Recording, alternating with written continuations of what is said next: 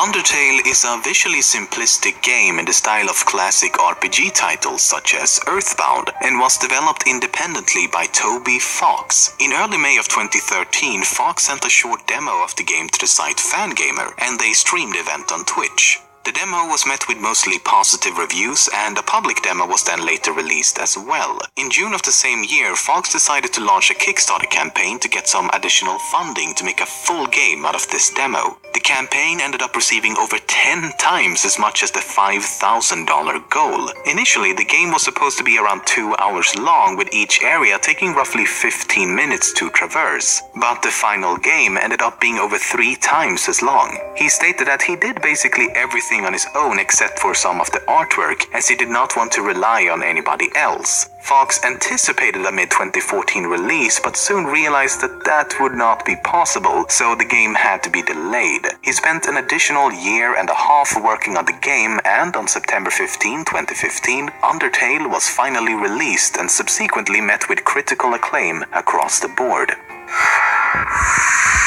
While the story of the game is entirely told via text, just like the classic RPGs the game was inspired by, 2 characters could be said to have an actual speaking voice of their own. If you choose the genocide route and fight and or kill everyone you encounter, you'll soon run into Flowey, and after a short conversation, this voice clip is played.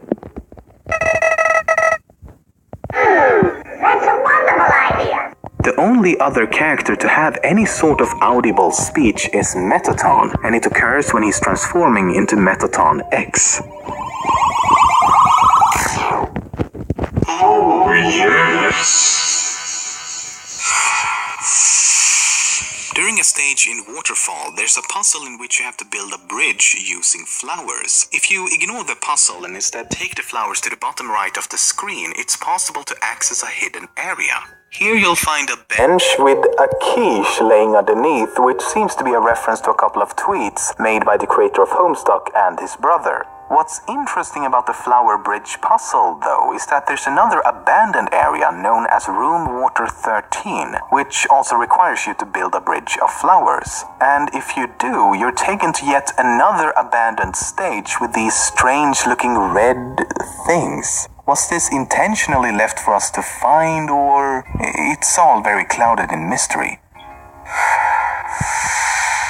When you encounter the enemy Lesser Dog, the easiest and most common strategy is to simply pet him once and then spare him. However, it's possible to continue to pet him for several minutes until his neck is stretched across the screen twice, at which point the screen prompts, "Lesser Dog is gone where no dog has gone before." And doing this will also erect these long-necked Lesser Dog sculptures.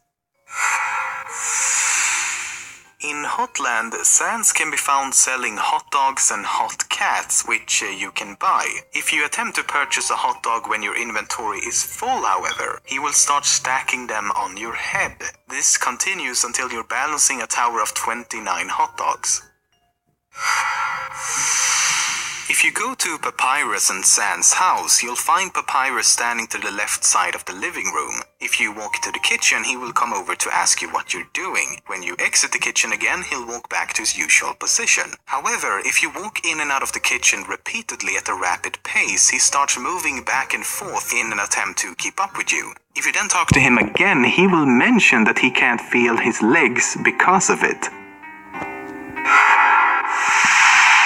If you play the pacifist route and reach the end credits, you'll get to play one last minigame in which you have to dodge the names of all the Kickstarter backers. Doing so will grant you access to the mysterious door in Snowden Forest. The room beyond the door doesn't have any clear purpose and is likely nothing more than a fun Easter egg as a reward for completing the game. For example, we know that the dog is meant to represent Toby Fox, and the items in the room jokingly reveals that the dog accidentally programmed the entire game by barking. But then again, this game is known to be infested with secrets and hidden clues, so I feel like we're missing something. Wait a minute. How could we miss this? It can't be.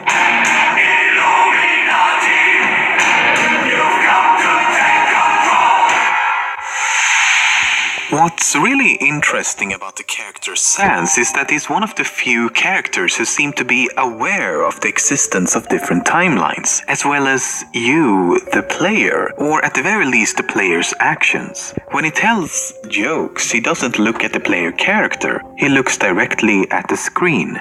At the player. In fact, he may even realize that he's inside a video game, as indicated by the so-called dirty hacker ending, which occurs when you've modified the game too much.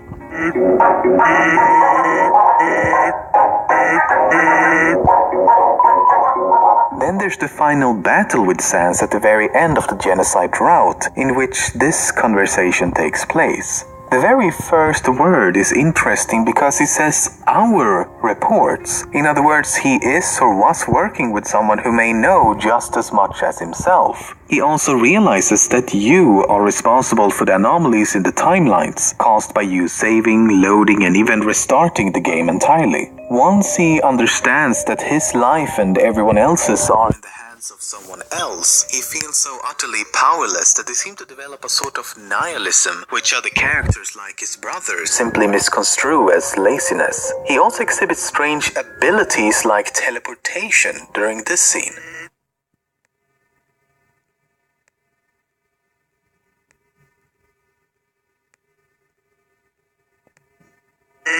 Or it could also be that he's able to freeze and or manipulate time, which he seems to be doing in this scene.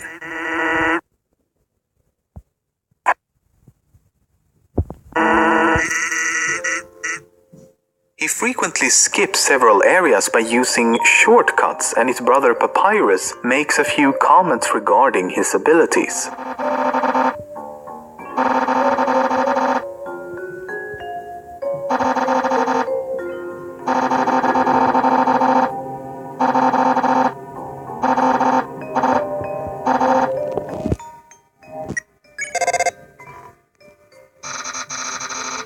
Then there's also the fact that the shopkeeper in Snowden tells you that the two brothers just showed up one day, and that the town has gotten more interesting since. At the end of the day, it's really anyone's best guess as to how Sans really fits into the overall story. If you check the official website for the game and then inspect the website's HTML code, you'll find a hidden message that reads, "What are you doing? Looking for secrets? Don't put your nose where it doesn't belong, or you might learn something you don't like." In a similar fashion, when looking through the game files, you can find a sound file which has this to say. Hello, have some respect and don't destroy the game. It's impossible to have mysteries nowadays. Because of nosy people like you. Please keep all of this between us. If you post it online, I won't make any more secrets. No one will be impressed. It will be your fault.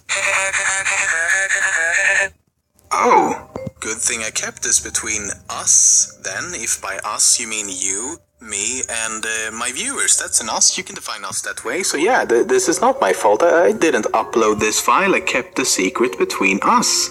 Isn't that right, Frisk? W.D. Gaster.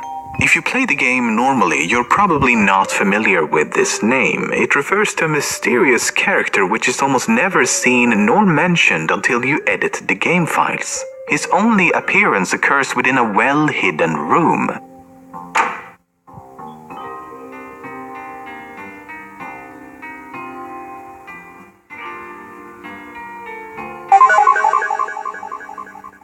You can't interact with him, and it's unclear if this truly is Gaster because the sprite of this character is only known as Mystery Man. Then there's 3 other characters known in the game files as G Follower 1, 2, and 3.